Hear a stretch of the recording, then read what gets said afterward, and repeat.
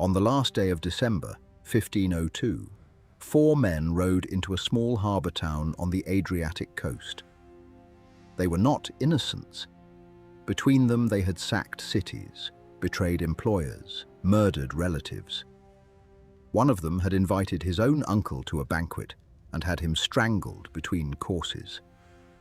These were the most feared professional soldiers in Italy, and they were arriving to make peace with a man they had recently conspired to destroy. They had been warned. Letters had reached them. Friends had told them not to go. One of them, Vitellozzo Vitelli, is described by the people who saw him that day as looking like a man riding to his own funeral. He had said goodbye to his household. He came unarmored. He came anyway. They were greeted warmly. The Duke embraced each of them personally, in the street, in full view. He was charming. He was relieved. He suggested they continue their conversation somewhere warmer. By midnight, Vitellozzo Vitelli was dead. So was Oliverotto da Fermo, strangled in the same room, back to back, by the Duke's men while the town slept. There was a Florentine diplomat in that town that night, 33 years old, unimportant, sent to observe and report. He wrote his dispatch by candlelight while it was still happening. His name was Niccolò Machiavelli, and what he watched in Senigallia became the foundation of everything he later understood about power. Because the killing was not the interesting part. Any brute can arrange a killing. The interesting part was the 3 months before it, during which the Duke had been studying these men so closely, so patiently, and so invisibly that 4 of the most suspicious men alive rode willingly into a room with no second exit. So here is the question this episode is about. How do you actually know, when someone has stopped talking to you and started studying you? Why you never see it happening. Start with the thing that makes this difficult. Every single signal that someone is assessing you looks, from the inside, like someone being interested in you. That is not a coincidence or an unlucky overlap. It is the mechanism.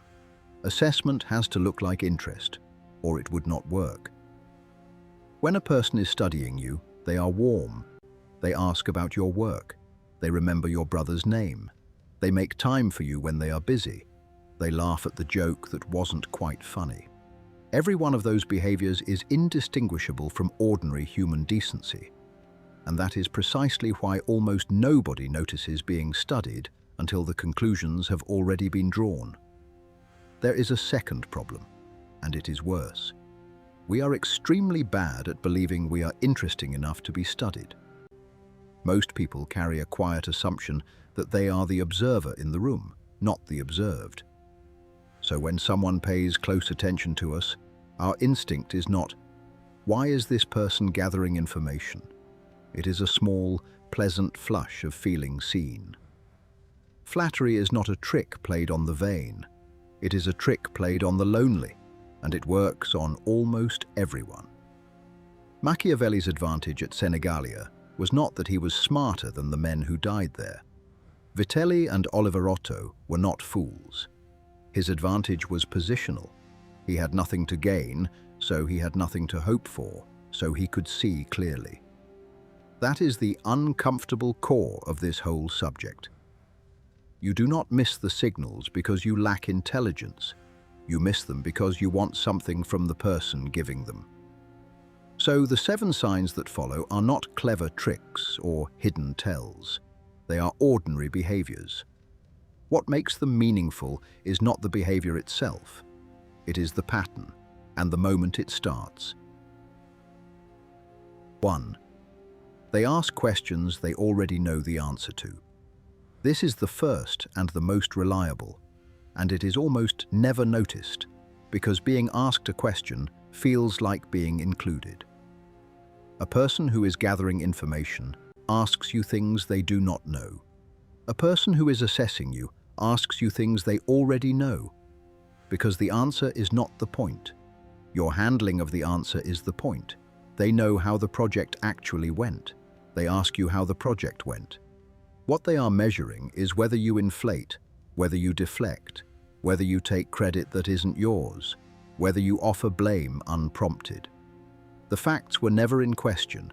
Your relationship to the facts was. The Duke did this for months.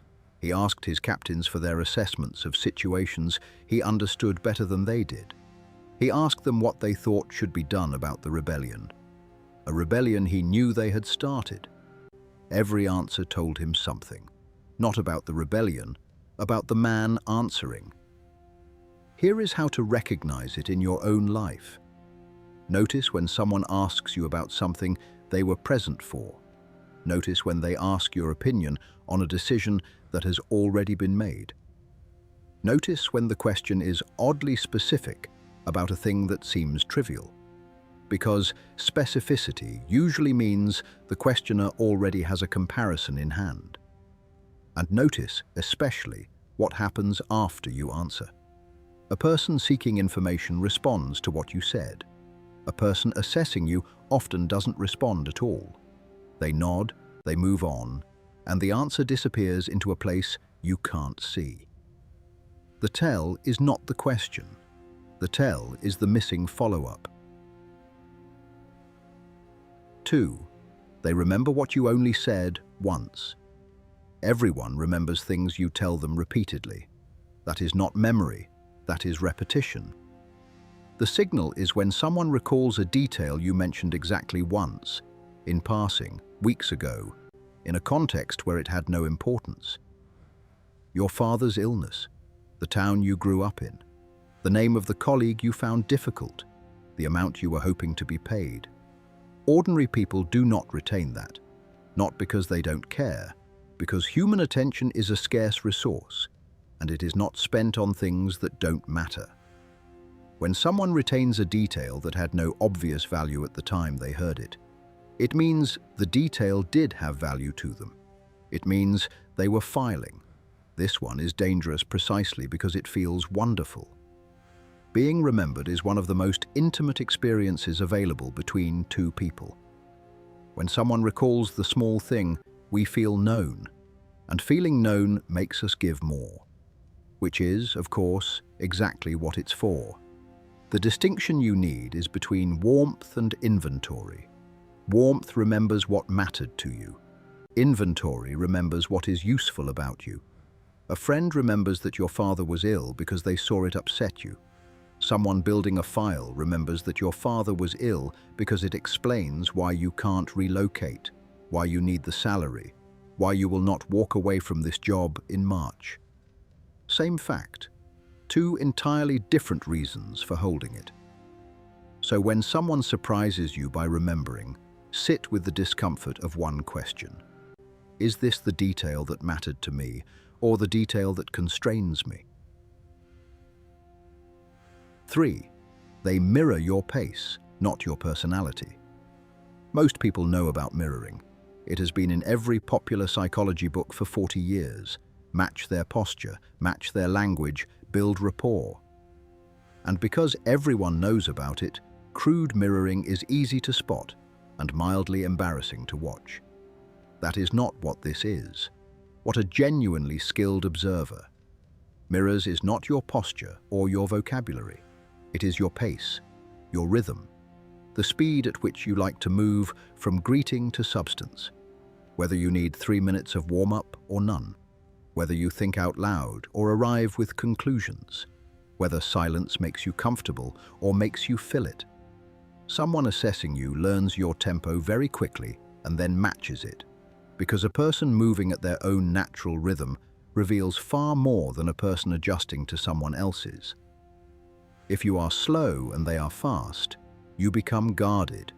If they slow to your speed, you relax, and a relaxed person talks. Here is the tell, and it is subtle. Watch what happens when a third person joins. Someone with a fast, natural tempo who has been moving slowly with you for an hour will, the moment a third party arrives, snap back to their own speed. It is involuntary. You will feel the room change, and you will not immediately know why. That snap is the evidence, not that they were being false, but that the pace you had been enjoying was constructed for you. Machiavelli noticed this about Cesare Borgia and wrote about it in a way that is often misread. Borgia was famously described as adapting his manner to the man in front of him. People read that as charm. It was not charm, it was measurement.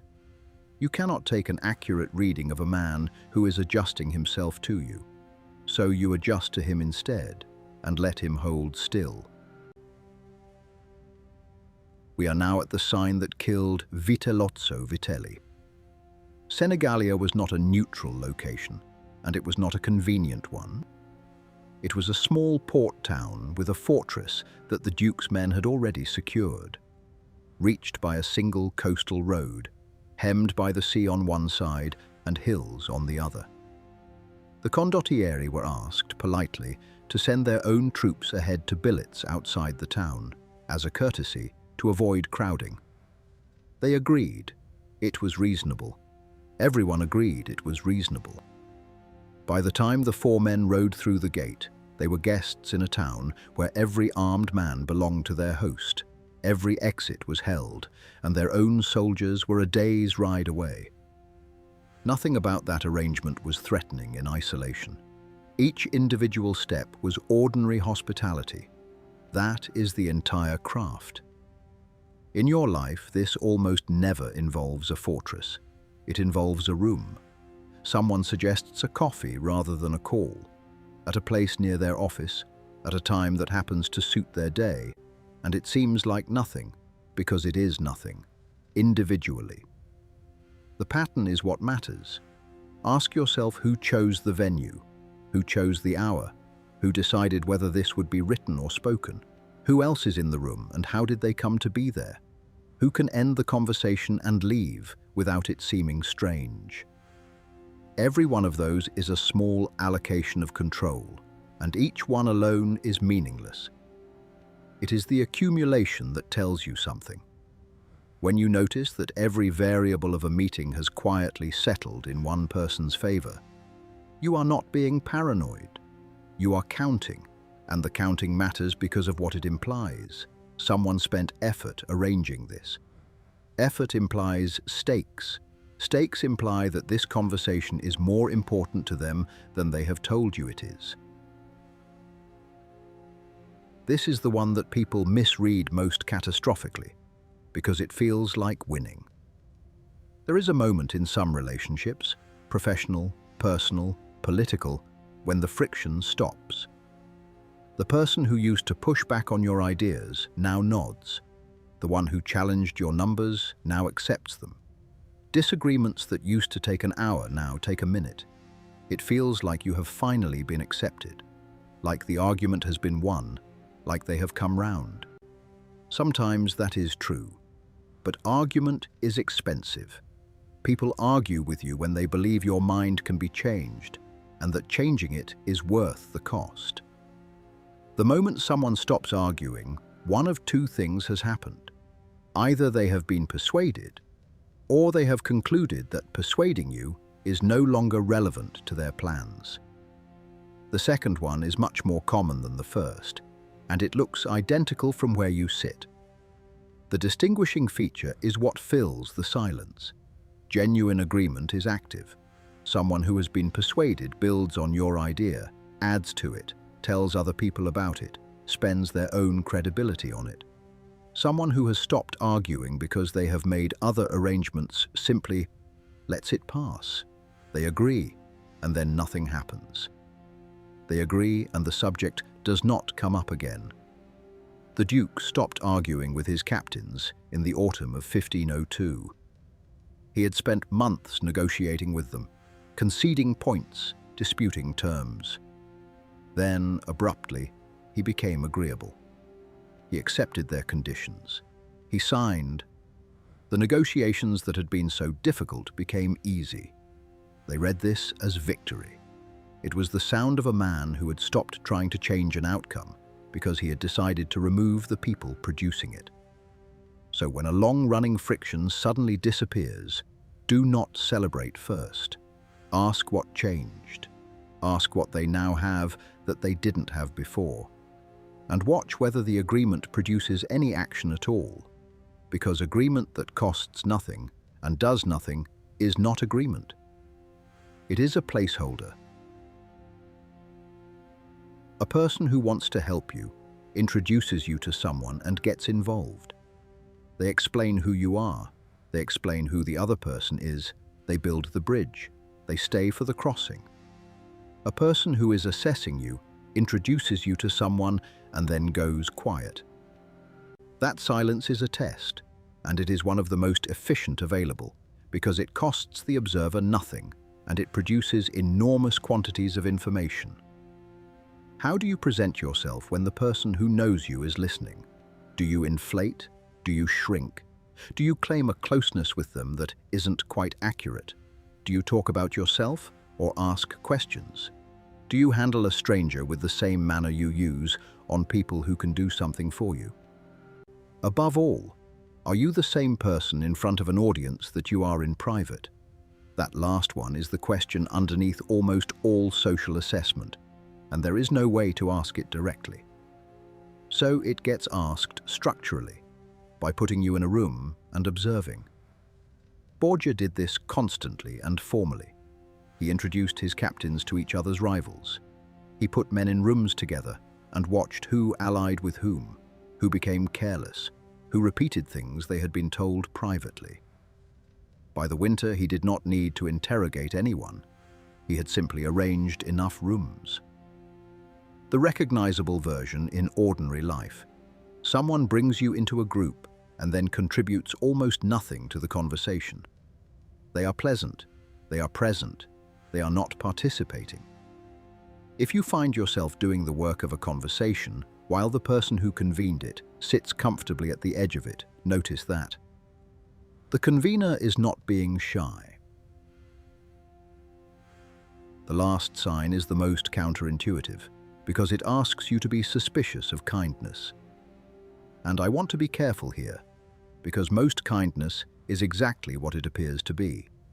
And a person who treats all generosity as manipulation ends up alone and, frankly, unpleasant. So the sign is not generosity. The sign is generosity that is precisely calibrated to cost the giver nothing. An introduction they were making anyway. Advice that takes 4 minutes. A recommendation to someone who owes them a favor. Access to something they don't personally value. Public praise in a room where praising you also makes them look generous. Each of these creates a real obligation in you, the sense of a debt, while transferring almost nothing out of them. It is the highest return move available in any relationship, and skilled people use it early, deliberately, and repeatedly. What makes it a signal rather than just good manners is the pattern over time. Watch the ratio. Watch whether the generosity ever, even once, costs them something real. Money, time they didn't have, a risk to their own standing, a favor they can't easily replace. Genuine goodwill is uneven. It occasionally overshoots. It sometimes costs the giver more than it should, because the giver wasn't calculating. Calculated generosity is remarkably consistent. It arrives at useful moments. It is always affordable. It never, ever exceeds what the relationship is worth to them. At Senigallia, the Duke's final act of generosity was an embrace in the open street. It cost him nothing. It was seen by everyone, and it convinced 4 suspicious men to walk indoors. So we return to the man who rode in unarmored. Vitellozzo Vitelli was not deceived. That is the part of this story that almost every retelling gets wrong. The evidence is fairly clear that he suspected.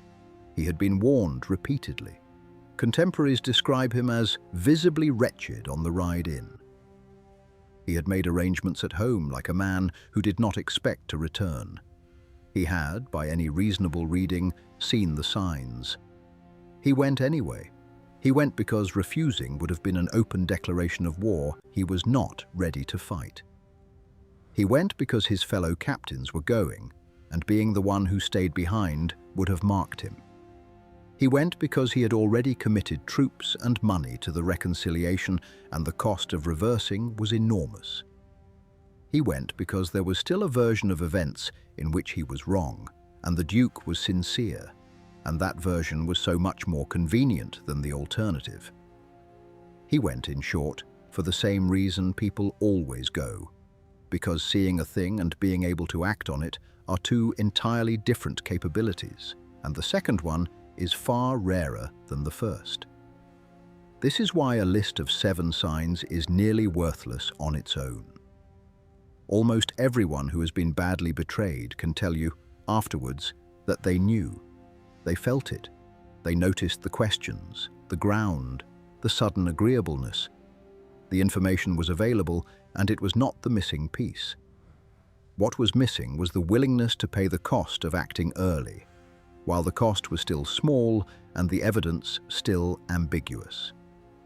That is the actual skill, and it is not an analytical skill at all.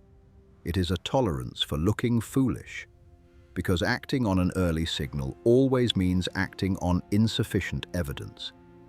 It means declining the meeting when you can't prove why.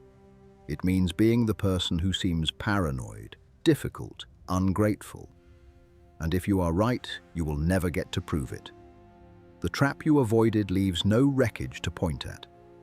You just look like someone who overreacted. Vitellozzo could not bear to be that person. Very few people can.